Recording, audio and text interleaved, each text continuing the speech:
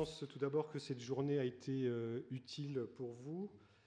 J'espère qu'elle vous a permis de découvrir un certain nombre de nouveaux concepts et surtout peut-être de nouvelles pratiques à mettre en œuvre dans vos services respectifs.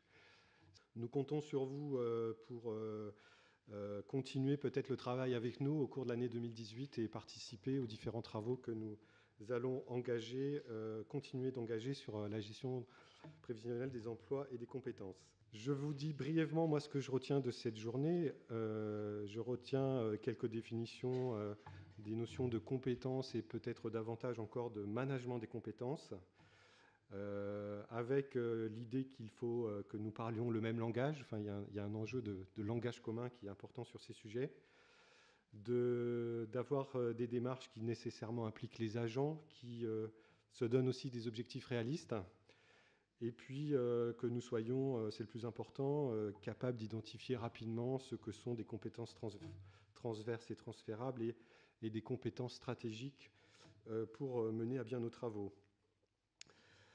Je retiens aussi qu'il est important, plutôt que d'avoir des définitions très précises des compétences, mais surtout de tester la capacité des uns et des autres à mobiliser tout ou partie des compétences qu'ils possèdent dans des situations données.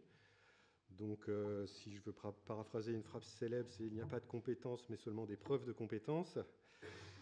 Et puis, peut-être retenir cette notion qui avait été introduite, et c'était dans une des diapos ce matin par le professeur Guy Le Botterf, du nouveau rôle des managers, qui doivent être des managers jardiniers, et qui doivent en priorité donner aux capacités à leurs collaborateurs à la fois de pouvoir agir et de vouloir agir, et de réunir toutes les conditions pour que leurs collaborateurs mettent en œuvre de manière idéale les compétences.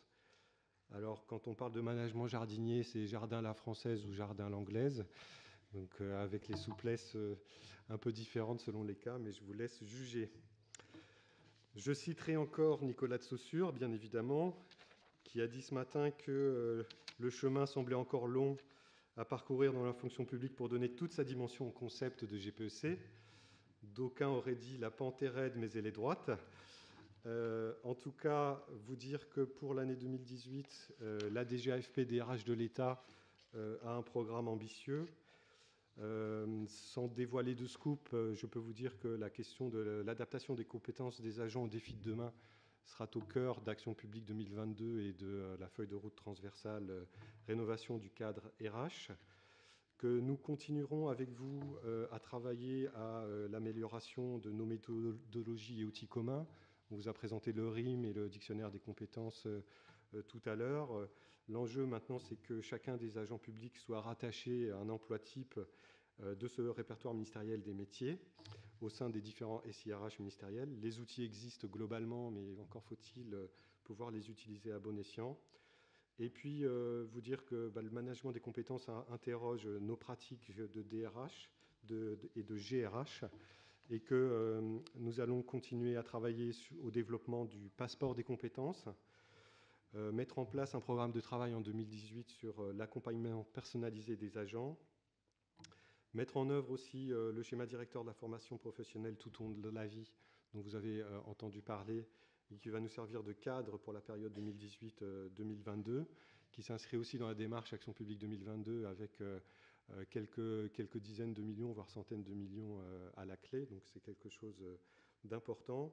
Et puis nous expérimentons un certain nombre de démarches pour développer notre connaissance des compétences dans les filières numériques, et également RH et financières, de manière à anticiper sur les métiers de demain et pouvoir construire de véritables parcours professionnels. Enfin, quand on parle gestion des compétences, il s'agit aussi de s'intéresser à l'évolution de nos modalités de recrutement, qui passeront vraisemblablement par des évolutions du cadre statutaire et une meilleure conciliation entre gestion statutaire et gestion des compétences. Donc ça, c'est aussi une priorité pour les années à venir.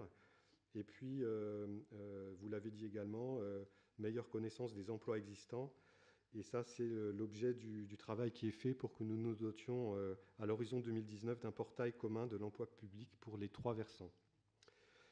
Il me reste, après cette énumération de programmes, à vous remercier pour votre présence et votre participation active tout au long de cette journée, à vous inviter à remplir le questionnaire de satisfaction en ligne, et puis à vous donner rendez-vous, bien sûr, pour la 6e édition de la journée interministérielle de la GPEC l'année prochaine.